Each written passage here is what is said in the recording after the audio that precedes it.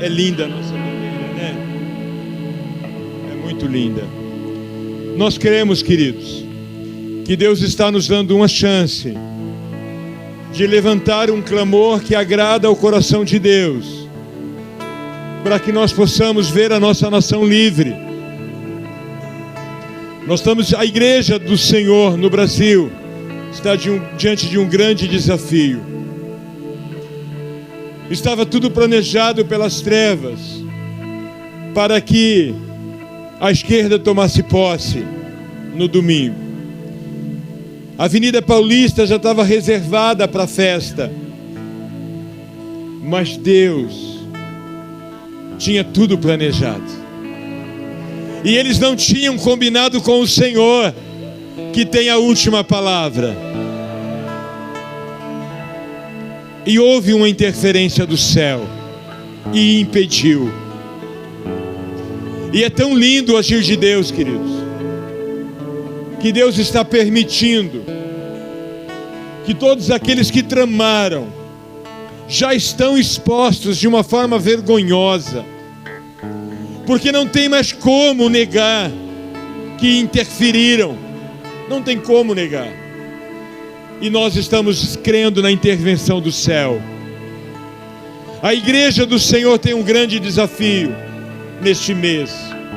Por isso nós convocamos e pedimos para que a igreja Oliveira entre num jejum, entre num tempo de oração e de intercessão, para que Deus venha ao nosso socorro. Caqui, vem aqui. O Caqui teve uma libertação linda.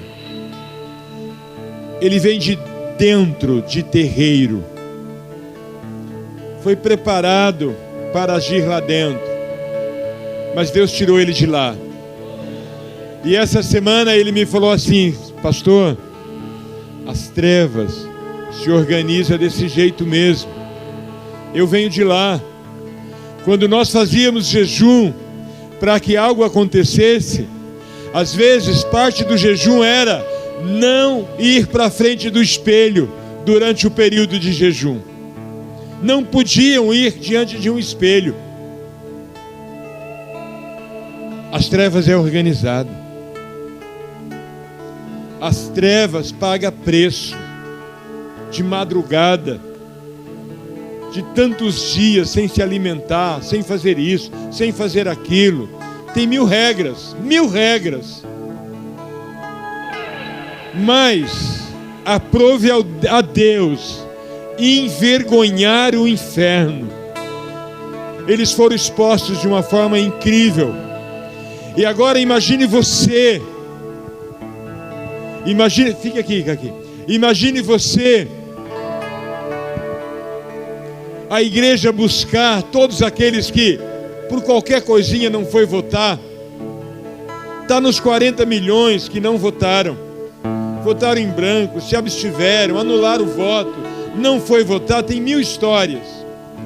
Queridos, só hoje falei com 3 que não foram votar por coisa pequena e eram bolsonaristas. O que nós precisamos fazer, queridos? Conquistar no mundo espiritual, mas agir. Fale com a família, fale com amigos, vê quem não votou. Eu nem falo ir atrás de um vermelho, porque a maioria dos vermelhos são muito fiéis, eles não vão mudar. Mas só aqueles que não foram votar ou erraram na hora de votar, de última hora. Várias pessoas comentou comigo: pastor, de última hora eu não tinha colinha, não sabia o que fazer. Aí eu lembrei que no celular você tinha mandado, e eu fui lá no celular, peguei de última hora as informações para ir votar. Deus está nos dando uma chance, mas nós precisamos ser disciplinados, nós precisamos nos organizar. Queridos, basta ver o que está acontecendo em alguns países, aonde, na minha visão, o cavalo vermelho do Apocalipse entrou, que para mim é o comunismo, e olha o estrago que tem feito. Mas a nossa nação vai ser conhecida como a terra do avivamento. O Brasil está experimentando um preparar para aquilo que o Senhor vai fazer. E o Senhor pode fazer assim, ó, de uma forma muito simples. Muito simples. O pastor Harry estava falando comigo de algumas estratégias que ele acredita que Deus está usando. E eu acredito também. Bolsonaro tem sido um evangelista nos nossos dias, de uma forma impressionante para o mundo. Porque só o lema que ele levantou, conhecereis a verdade, e a verdade vos libertará. Imagina. Agora ele incluiu também: o meu povo perece por falta de conhecimento. Queridos, nós vamos orar só mais uma vez. Mas nesses dias, entre nesse movimento. Nós temos um grupo de oração de Londrina que estamos mudando agora o foco por esse momento. Vamos levantar pessoas orando 24 horas, alguém assumindo um horário e estar orando até o dia 30. Depois eu vou colocar o link, se você quiser entrar nesse relógio de oração. 24 horas de oração, começando essa meia-noite de hoje, até o dia 30. Um clamor pela vida do nosso presidente, pelo Brasil e por essas eleições de segundo turno. Nós precisamos de uma interferência do céu. Precisamos. Hoje passei uma incumbência para a Ruth, para ir falar com 2 pessoas. Paz, igreja. Rapidinho, só sobre aquele vídeo lá, né, do luciferiano, aquele rapaz lá, né, satanista. Assim, quando eu fazia parte lá de dentro, lá como é trevas, não pode sair nada de lá, não pode se expor nada, não pode ir para a luz. E quando eu vi aquele vídeo nas redes sociais, direto o Espírito Santo já falou diretamente no meu coração, falou: tá vendo isso? Isso é loucura no mundo espiritual. Isso não deveria ter acontecido para eles. Então o que houve ali? Certamente Deus falou para o diabo falar o que ele está fazendo contra a nossa nação e expor para acordar a igreja. Sabe, porque isso é muito sério no mundo espiritual. Lá não pode sair de nada lá de dentro. Você não vê essas coisas nas redes sociais.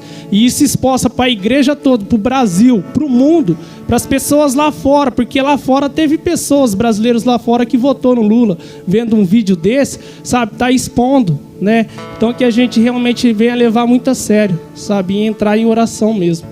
Amém? Deus dá ordem e até o diabo tem que obedecer. Pode ter certeza disso. Quando Deus dá ordem, meu irmão, as coisas acontecem. Essa exposição Deus permitiu e Deus exigiu, aliás, Ele não permitiu, Ele exigiu, né, para que expusesse, como Ele falou, para que a igreja se despertasse. Mateus 8:8 diz assim: Senhor, manda uma só palavra e o meu servo será curado. A unção do Senhor, o poder do Senhor e a autoridade do Senhor neste lugar, sobre a vida dos pastores, ela não é só sobre o Brasil, é pelo mundo inteiro. Então pode daqui dizer: Espírito Santo, manda uma gota do teu sangue em todo o terreiro de Umbanda, naquela esquina, naquele lugar, que acaba com todos os demônios. Não te impressione com o trabalho dos demônios. Pode satanistas fazer 10.000 almas, menos de meia gota do sangue de Jesus acaba com tudo. A autoridade de Cristo está em nós, sobre nós. Ora correto. Diga assim: Espírito Santo, lá onde colocaram, fizeram trabalho de macumba, de não sei o que, ofereceram animais, ser humano, seja o que for, pela palavra do Senhor, manda teu sangue e corta, acaba com tudo. E antes de você terminar a frase, todos os demônios desmaiam, são amarrados e são lançados no abismo. Ok? Então não te impressione com a demonização, te impressione com a vinda do Senhor no Brasil. Vai acontecer algo depois das eleições. O Senhor não fará agora, e eu não posso falar agora, mas o Senhor é sábio o que Ele está fazendo no Brasil.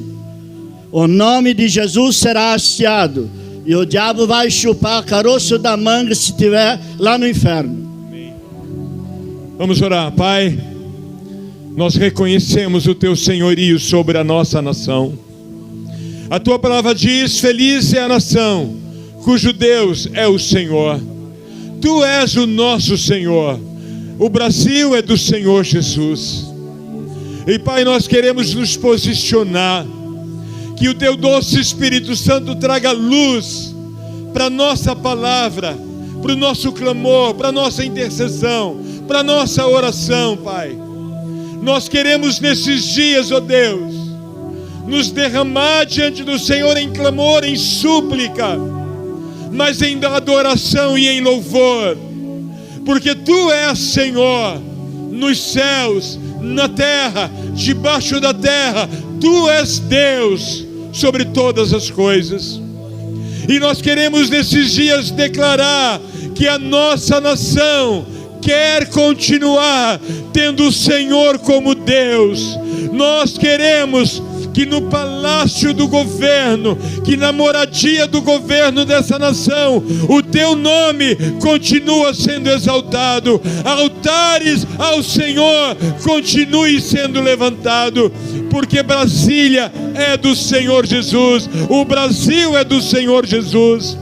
Pai, levanta a tua igreja, desperta a tua igreja para a santificação, para a oração, para o propósito, para o jejum. Pai, que o Senhor venha ouvir o nosso clamor e o inferno seja envergonhado como nunca antes foi na nossa nação, e o inferno seja anulado como nunca antes foi nesta nação.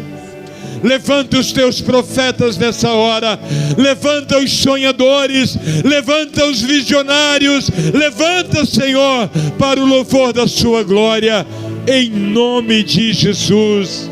Aleluia. Eu vou mandar o link do grupo de oração 24 horas. Quem quiser entrar, é só entrar no grupo, e lá depois nós vamos estar passando as orientações. Deus te abençoe. Pastor Erison vai nos ministrar a palavra.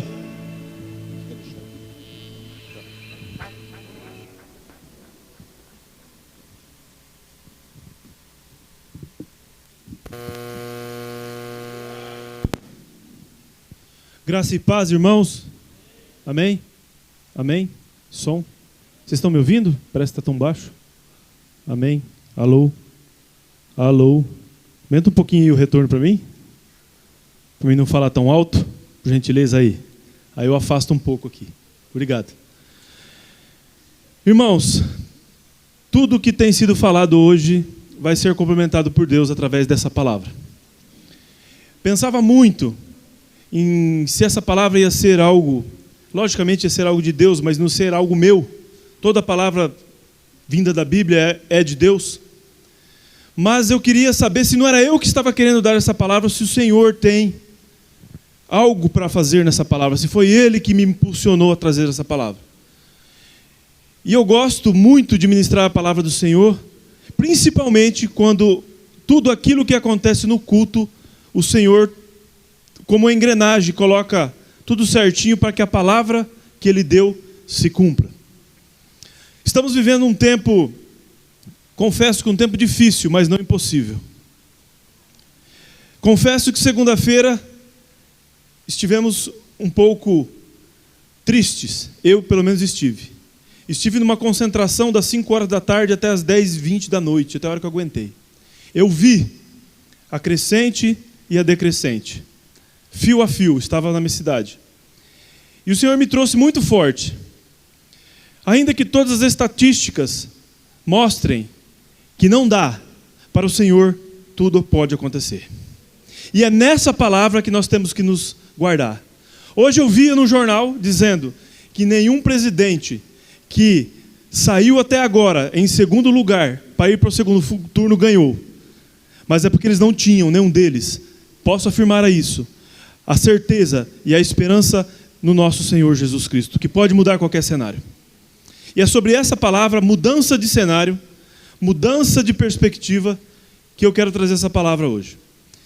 Abra sua Bíblia comigo em Isaías capítulo 6.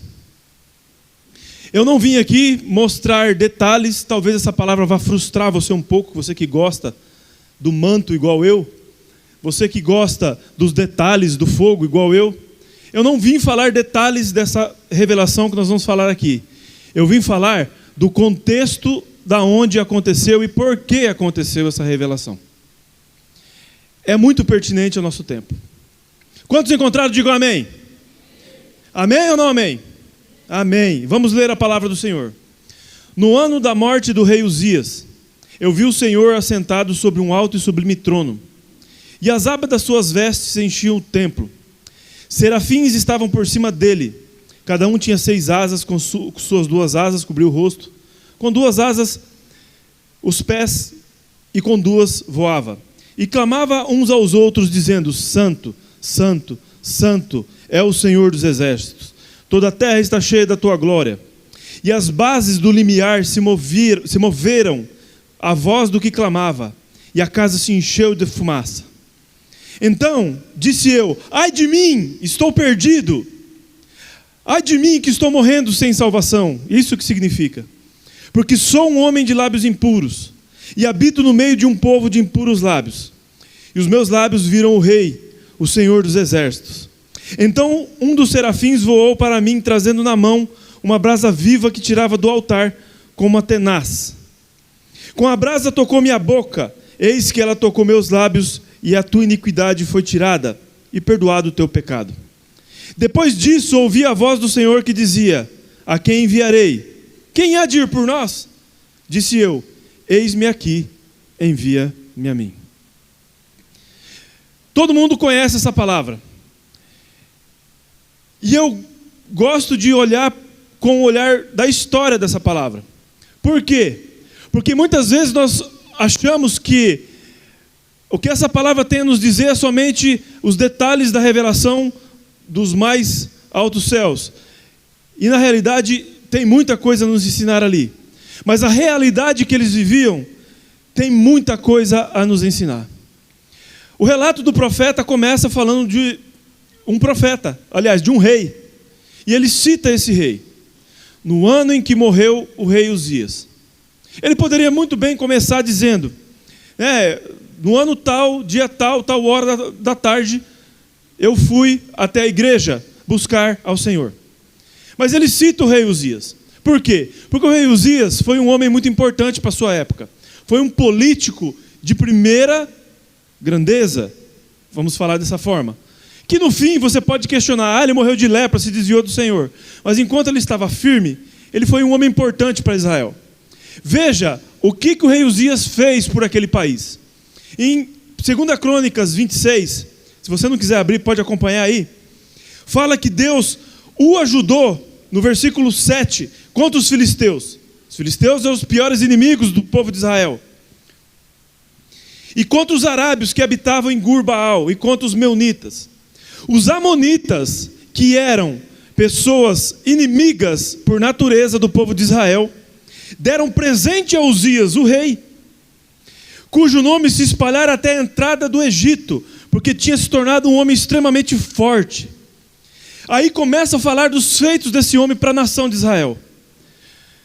Uzias também edificou torres em Jerusalém. No 10, também edificou torres no deserto, cavou cisternas, cavou poços para água, aquele lugar arenoso, cheio de seca, a água era importante para a vida. Ele tinha muito gado, tanto nos vales das campinas, tinha lavradores e vinhateiros nos montes, nos campos férteis, porque era amigo da agricultura. Tinha também Uzias um exército de homens destros nas armas, saíam à guerra em tropas. Enfim, debaixo das suas ordens havia um exército de 307.500 homens, que faziam guerra com grande poder para ajudar o rei contra os inimigos. Preparou Uzias para todo o exército, escudo, lança, capacete, enfim, armou o exército. Versículo 15, fabricou em Jerusalém máquinas de invenção de peritos, destinadas para torres e cantos de muralhas, para tirarem flechas, grandes pedras. Divulgou sua fama por muito longe, porque foi maravilhosamente ajudado. Veja bem, naquele tempo, Israel, dividido, vivia rei após rei, reino do norte, reino do sul, pessoas que se davam a idolatria, que se davam a maldade, que adoravam Moloque, um deus que queimava crianças vivas, fritavam. homens e mulheres terríveis, que adoravam Baal, Acera, Asterote, com cultos envolvidos com prostituição. Os homens na época de Elias jogavam seu sêmen na agricultura para fertilizar a agricultura. Um país que foi chamado unicamente para servir ao Senhor. E toda vez que eles praticavam isso, Deus mandava o quê? Eles saíam. Eu costumo dizer que não era Deus que mandava a maldade. Veja bem, o povo estava no deserto, a nuvem estava sobre o povo, para quê? Para que o calor não os matasse, para que o calor não os queimasse, para que protegesse. Mas o povo saía debaixo da nuvem e saía debaixo da proteção de Deus. E aqui não era diferente. Quando o povo se dava à idolatria, se desviava dos caminhos do Senhor, não é que Deus não se importava mais com eles, mas pela sua justiça, eles estavam suscetíveis àquilo que era maldade, àquilo que era mal, a Satanás. É o homem que se desvia do Senhor. Deus nunca abandonou o homem. De todas as alianças que Deus faz com o homem, a iniciativa parte de Deus. E naquela época vivia um povo sanguinolento, terrível. Vamos colocar que era um povo também da bandeira vermelha. Um povo terrível. Estou fazendo só uma alusão, não é o mesmo povo, tá, gente? Que matava só para ver o sangue descer. Que cortava cabeças, cortava a língua dos profetas, cortava a mão dos artesãos para que a cultura desse povo conquistado não fosse tomada ou retomada. E naquela época os assírios estavam em baixa. O povo vivia numa cidade cercada, cheia de muro, com máquinas de flechas, com catapultas, com gado à vontade, agricultura, comida à vontade, segurança. Deixa eu te fazer uma pergunta. É muito fácil buscar a Deus quando tem tudo isso. Mas aí morre o rei Uzias. E aí, a Bíblia não diz. Será que não fica uma interrogação? O que vai ser a partir de agora? O que vai acontecer? Pode haver incerteza alimentar. Pode haver o quê? Perigos novamente do povo de fora. Entenda como quiser. Pode haver o quê? A certeza de tudo acabou. Mas deixa eu dizer uma coisa para você. É nesse tempo da incerteza, é nesse tempo das incertezas da vida, é no tempo que nós estamos vivendo agora, que Deus abre o céu, mostra a sua glória, e Ele transforma uma realidade, mesmo que não seja visível no tempo de Isaías, através de uma pessoa, porque a glória dele desceu através de Isaías, e aquele país, aquela pessoa, nunca mais foi a mesma. É nesse tempo, Deus quer usar você, para que a glória dele resplandeça. Eu fico imaginando o rei estava morto. Eu fico imaginando Isaías. E agora? Acabou minha moleza de profetizar na escadaria do templo? Acabou minhas regalias? Será que eu vou ter um bife para comer amanhã? E no meio dessas incertezas, você vê o profeta indo buscar a Deus. Na história da igreja, durante todos os séculos, durante a história do avivamento, qualquer história bíblica você vai ver que é nesses momentos de perseguição, no momento que parece que a videira não vai dar seu fruto, que os rebanhos não darão suas crias, é nesse momento que é a oportunidade para que a glória de Deus desça nessa nação, na minha vida, sobre a igreja. Chega de nós ficarmos sentados, chega de nós ficarmos deitados em berço esplêndido. Chega de ser crente SSS, salvo, sentado e sossegado. Deus muitas vezes precisa chacoalhar as nossas vidas, para que nós vamos de encontro a Ele, porque Ele está à disposição. Ele está à disposição para dar a intimidade que Ele tanto quer, e que Ele tanto deseja que nós tenhamos com Ele. E o profeta, antes de iniciar uma obra, ele precisava ter um encontro com a glória de Deus. Isso me lembra o apóstolo João. Isso é para outra pregação, né, Felipe? Que nós estamos aí vendo um mistério aí. E na época do Apocalipse, quando Deus trouxe a mensagem do Apocalipse, no ano 90, eu acredito que o Apocalipse, ele é um relato das coisas que estão para acontecer, das coisas que são na época do apóstolo, aliás, as coisas que eram, as coisas que são e as coisas que ainda hão de acontecer. Então, o Apocalipse retrata aquela época, o presente e o futuro. Amém? É Bíblia, não é? Enfim, independente da linha que você, assim, acredita. Uma época de perseguição, onde os cristãos eram mortos. Uma época onde o próprio apóstolo estava numa ilha. Poderia parecer sem esperança. E agora? Como eu vou testemunhar do Salvador? Como é que eu vou fazer? O que vai acontecer? É nesse momento onde a morte espreita, onde as coisas parecem que não andam, só parecem. É nesse momento que Deus traz a revelação da glória dele para os seus servos. É nesse momento. Isaías foi ao templo e ele tem essa visão. Ele busca essa visão.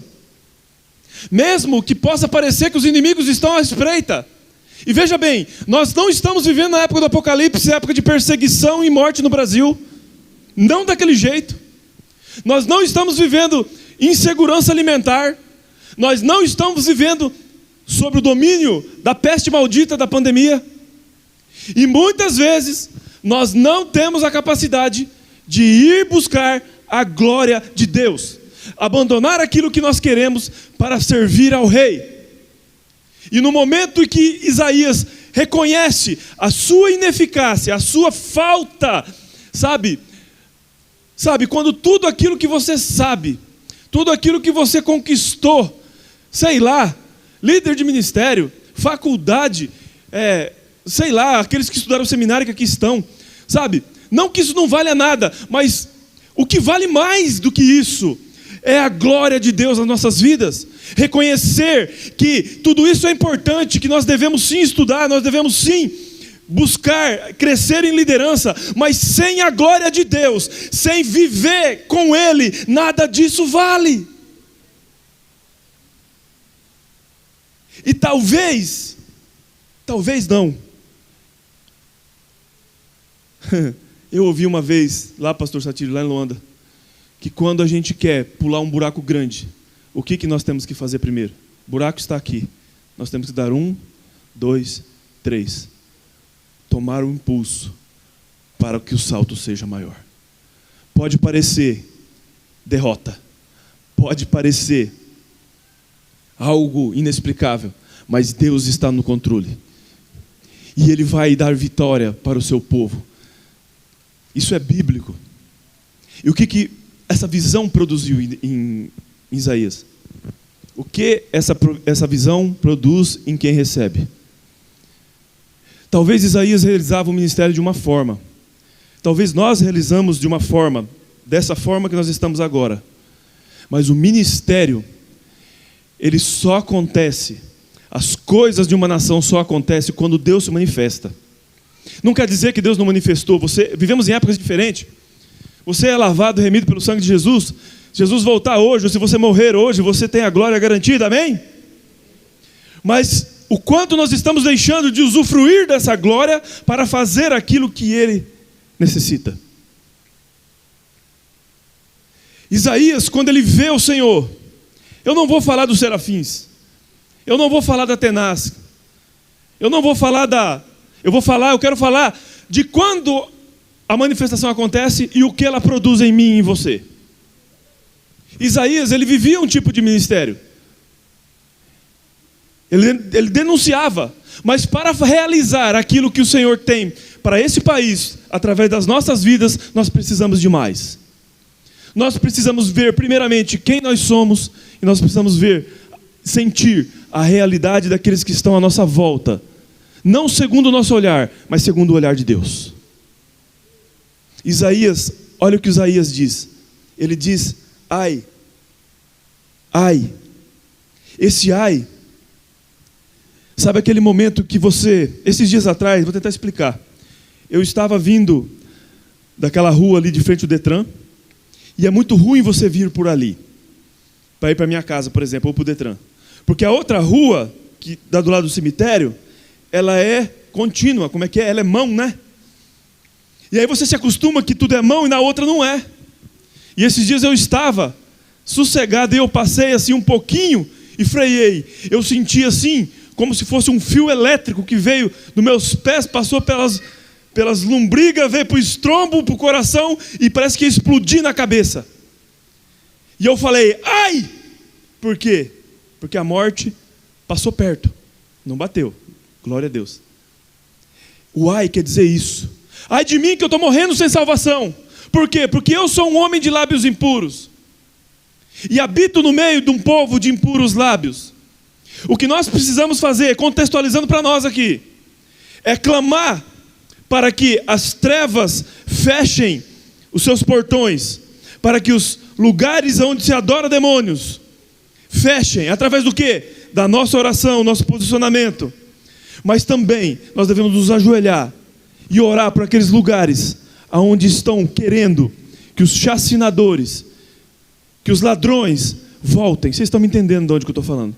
Orar, falar, Senhor, perdoa-os, porque ali habita a idolatria, ali habita a feitiçaria, ali habita toda sorte de demônios, ali habita muitas coisas que nós precisamos interceder. Senhor, tem misericórdia de mim e tem misericórdia dessa nação. Tem misericórdia daqueles que ainda buscam o lado do inimigo. Eu fico imaginando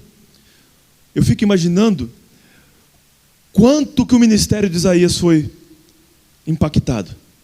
Quando você descobre, quando você tem uma relação, quando você vê o pecado com o olhar de Deus, e aquilo que você está fazendo, você tem a noção de que não agrada o coração de Deus. Tem água ali? Alguém pode pegar para mim, por favor? Pode ser aquela lá mesmo, acho que não tem. Não, nada não. Quando nós descobrimos pelo nosso olhar, pelo olhar de Deus através de nós,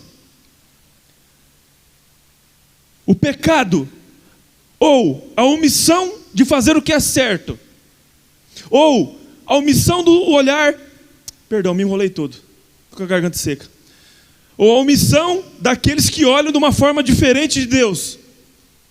Nós clamamos, nós buscamos, nós pedimos para que Deus tenha misericórdia e dê a mesma revelação que deu para Isaías e deu para nós, através de Jesus Cristo, para que Deus mude essa nação. Então, a primeira mudança, ela vem como nação, em reverter isso. E depois ela vem com a ação dos seus servos. Através do quê? Através do ministério de Isaías. Confrontar o pecado, levando as boas novas da salvação. Será que hoje nós não temos uma incógnita? Será que hoje nós não temos algo que possa parecer que está tudo acabado? Eu vi muita gente desesperada. Eu realmente fiquei triste. Mas eu lembrei, e parece que quanto mais a gente escuta uma palavra, parece que é com os outros. O Senhor falou assim, se apruma, rapaz. Se coloque, você não está estudando sobre Apocalipse? Eu não te mostrei tantas vezes para ministrar sobre Isaías 6?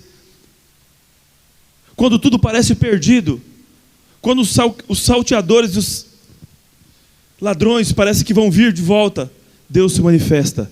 Ele só precisa de um altar, ele precisa somente de uma taça, de um vaso onde ele possa derramar o seu óleo, para que esse óleo transborde pelas bordas, alcance cidades, estados, alcance o país e todos os confins da terra. Você é essa pessoa? O Senhor tem uma revelação para mim e para você. O Senhor tem algo de especial para mim e para você, para realizar aí fora, para levantar você, para pregar, para você falar a verdade, para você se posicionar aí fora, para você buscar a Deus como você nunca buscou. Isaías tinha uma visão do pecado e das coisas de Deus antes da revelação. E depois da revelação de quem era Deus, você não vai ver uma revelação assim em lugar nenhum. Você não vai ver uma revelação com tanto detalhe, com tanta glória, com tanta provisão de Deus, com tanto favor, com tanta graça, dessa forma aqui no Antigo Testamento. Você não vai conseguir ver o propósito. Por quê? Porque Isaías tinha uma tarefa para realizar. E deixa eu dizer uma coisa: toda a vida cristã, todo o ministério, tudo aquilo que nós vamos fazer, não pode ser pautado sem a glória de Deus. Sem a glória de Deus. Isaías entendeu isso. Isaías pregou sobre o pecado de uma forma diferente. Isaías falou das coisas de Deus de uma forma diferente. Isaías, quem não conhece Isaías 59, 1 e 2, quem lembra? Os olhos do Senhor não estão encobertos, os ouvidos do Senhor não estão tapados para que não possa ouvir, os olhos não estão, o quê? Fechados para que não possa ver, mas as nossas iniquidades fazem separação entre nós e o nosso Deus. Os pecados separam. Isaías começou a pregar pecado, começou a buscar a salvação da sua nação, endireitando as veredas, porque primeiro ele teve um prumo a seguir. O prumo é colocado na parede, e a parede é alinhada pelo prumo, não o prumo pela parede. O Senhor é esse prumo. O Senhor é o prumo dessa nação. Não importa o que estão falando, não importa o quanto de sincretismo tem nessa nação. A verdade é a verdade, não é a minha verdade, não é a verdade de qualquer um aqui, não é a verdade de pastor, não é a verdade de evangelista, de profeta, é a verdade do Senhor. E Ele vai expor o inimigo. Ele já está expondo o inimigo. Que vontade que eu estou mais de falar do que está acontecendo aqui do que da palavra. Você crê que Deus pode mudar essa nação? Você crê que Deus tem algo mais para mim e para você? E quanto nós estamos dispostos a buscar esse mais do Senhor? Quero que você se coloque de pé. Não vou me delongar muito. Não é uma palavra longa. Você pode me ajudar aqui, Felipe?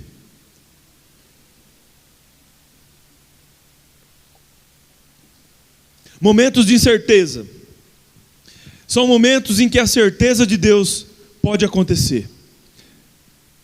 Deus não está preso às nossas limitações, mas Ele quer usar cada um de nós. Deus pega os mais improváveis. Deus pega aqueles que muitas vezes na Bíblia nem nome tem, como aquela mulher do poço de Jacó, como o rapaz, filho dos profetas que ungiu Jeú, a Bíblia não diz o nome. Mas o que Deus quer?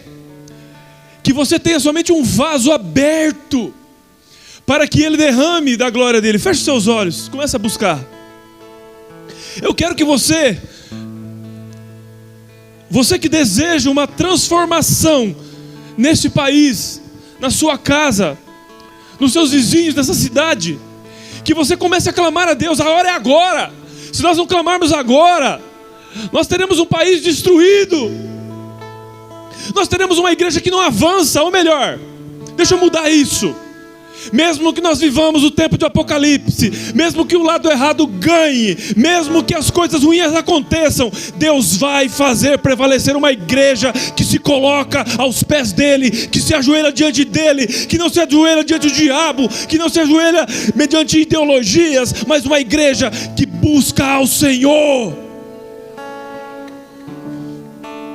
Mesmo que o cenário pareça invertido, mesmo quando parece que tudo está perdido, ainda há esperança.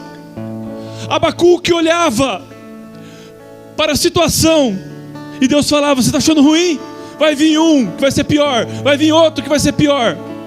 E a oração de Abacuque era: ainda que a figueira não floresça, mesmo que nada dê certo, eu ainda me alegrarei no Senhor.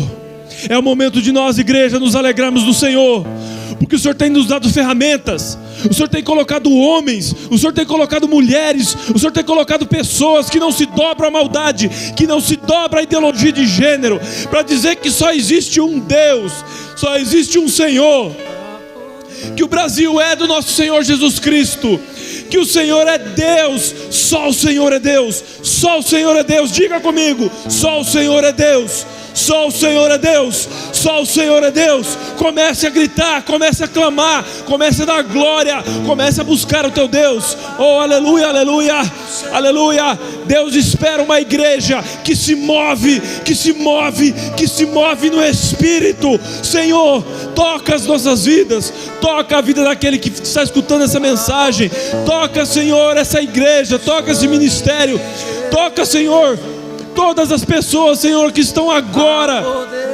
se dobrando à macumbaria, à feitiçaria. Senhor, toca ele, Senhor, que o poder do inimigo seja frustrado e que o poder do inimigo caia por terra nessa nação.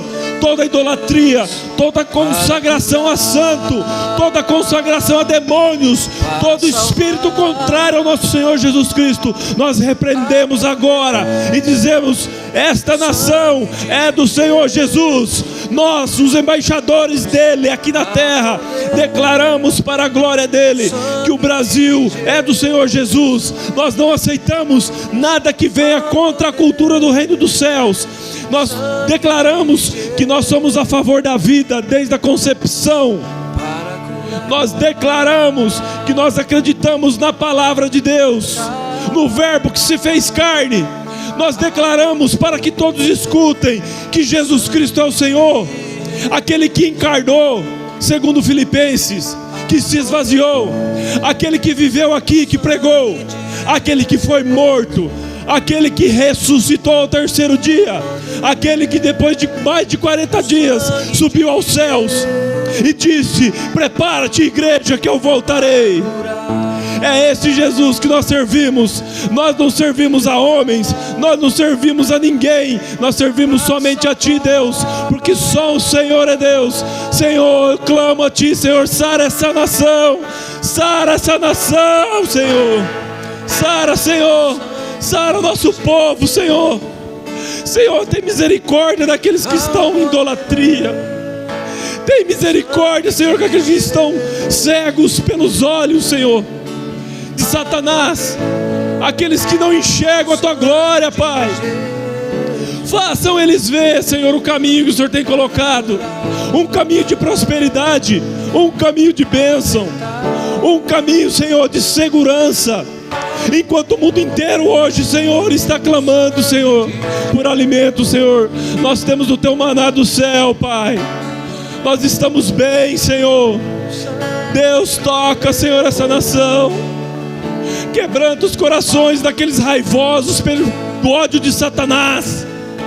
Senhor, abate o inimigo, Senhor, debaixo dos Seus pés. Nós, como servos do Senhor, comece a marchar, igreja, como ato profético. Bata seu pé, comece a clamar. Senhor, nós clamamos, oh, como o exército do Senhor, como o exército do Senhor. Icalaxala balaxaia. Vem, Senhor Jesus. Oh, oh. Nós somos o Teu exército, Senhor. Vem, vem no meio de nós, Pai. Aleluia. De Jesus, há poder no sangue. Guerreia, igreja. Só o Senhor é Deus. Só o Senhor é Deus. Só Jesus é Senhor. Só existe um intermediador. Só existe um Salvador, Jesus Cristo, homem. Santo, santo, santo, santo, santo, santo, santo. Santo, santo, santo, santo, santo, santo, santo, santo. Aleluia. Digno é o Cordeiro, digno é o Cordeiro, digno é o Cordeiro de receber toda a honra, toda a glória, todo o louvor. Aleluia.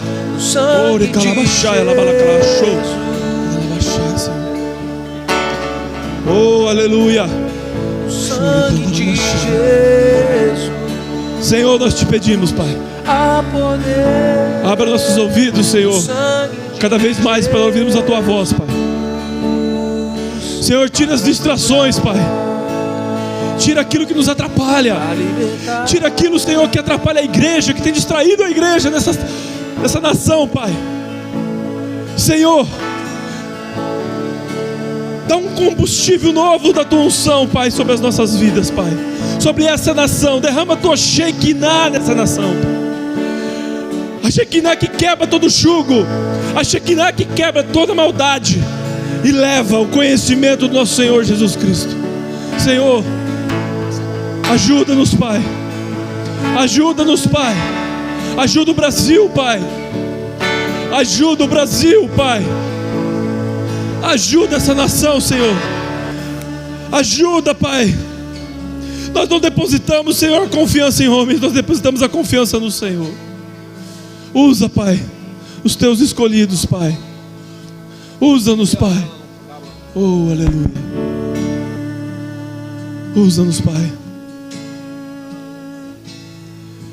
Vamos continuar buscando ao Senhor.